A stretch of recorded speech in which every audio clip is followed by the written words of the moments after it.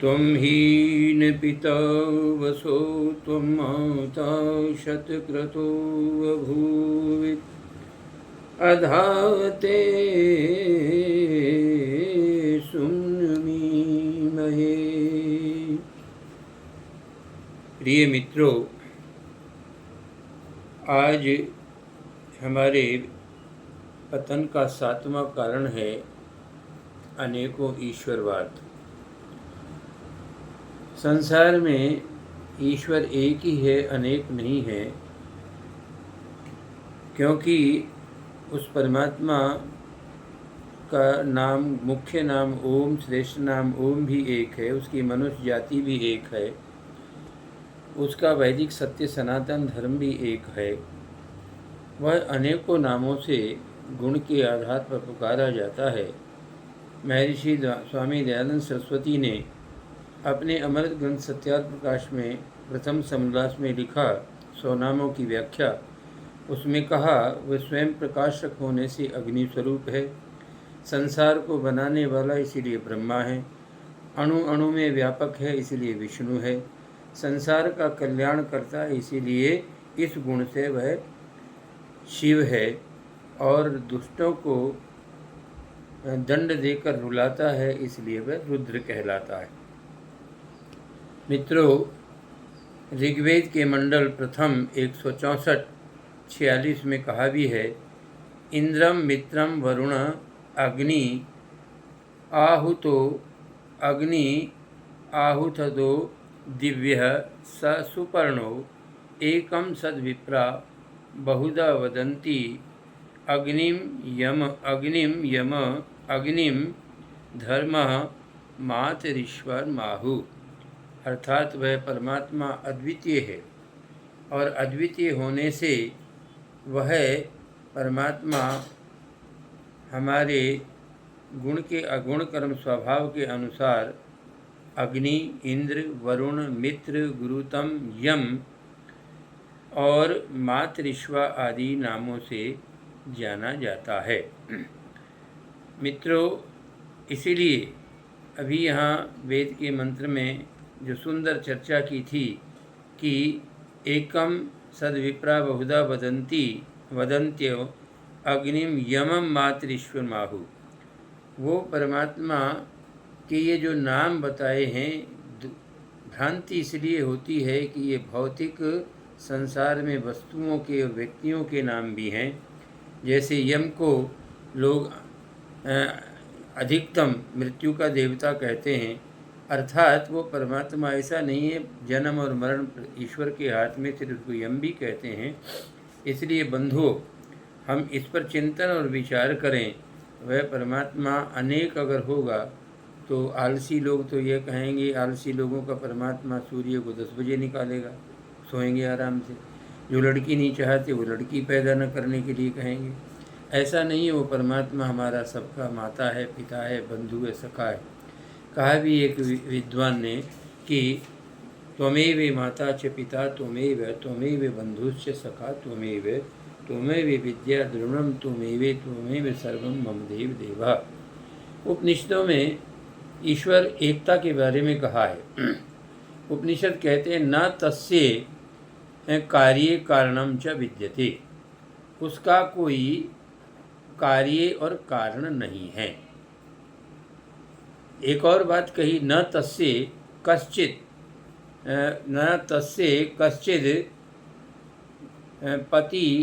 पतिर्यस्मिन् लोके, उसका इस लोक में कोई स्वामी नहीं है, वो स्वयं का स्वामी।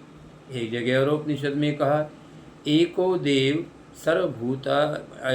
देव सर्वभूतेषु गूढ़ सर्वव्यापी सर्वभूतर अंतरात्मा, अर्थात वह सब प्राणियों की आत्मा में विराजमान है, सब जगह है।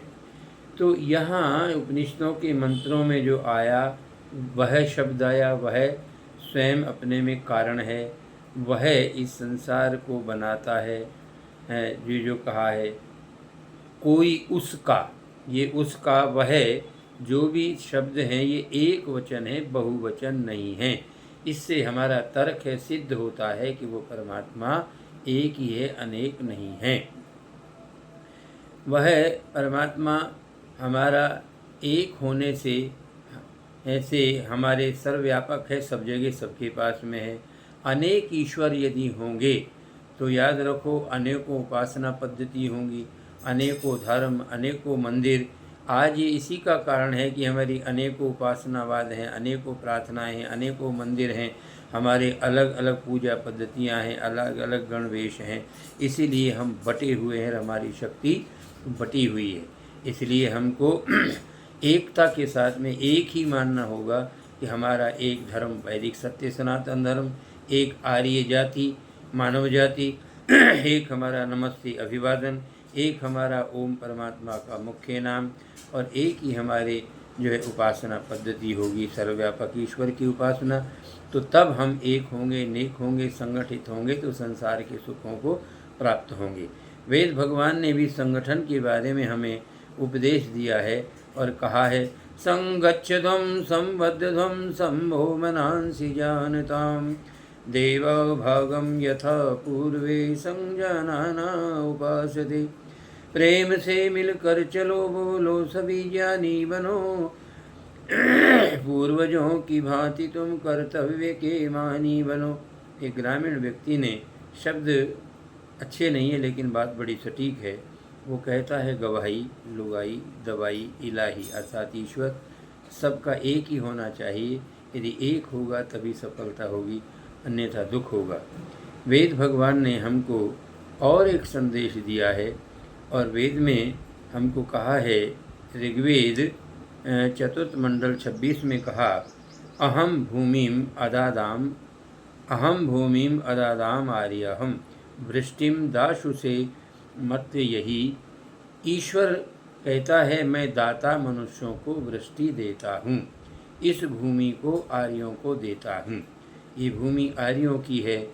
इस पृथ्वी पर गौतम, कपिल, कणाद, जैमिनी आदि, राम, कृष्ण सब आर्य थे, अनार्य नहीं थे। इसलिए आइए, आर्य वह होता जो धर्मात्मा है, जितेंद्रिय है, सत्यवादी है, धर्मात्मा है, परोपकारी है, ईश्वर भक्त है, उसको आर्य कहते हैं। ईश्वर की उपासना करके हम अपनी आत्मा में बल उत्पन्न करें, शक्ति उत्पन्न करें, और वह ईश्वर जैसा कैसा है, एक ही ईश्वर है, अनेकों ईश्वर, एक ईश्वरवाद की चर्चा मैंने इस गीत में की है। जरा ध्यान दे करके सुने और समझें। अगम्य अगोचर ईश्वर नित्य निराकार है, नित्य निराकार है, सदा से रहा है और सदा भी रहेगा, सदा से रहा है और सदा भी रहेगा। रवि चांद सितारों में उसी की ज्योति चमकती है, सागर सरिता जल में अनोखी छटा छलकती है।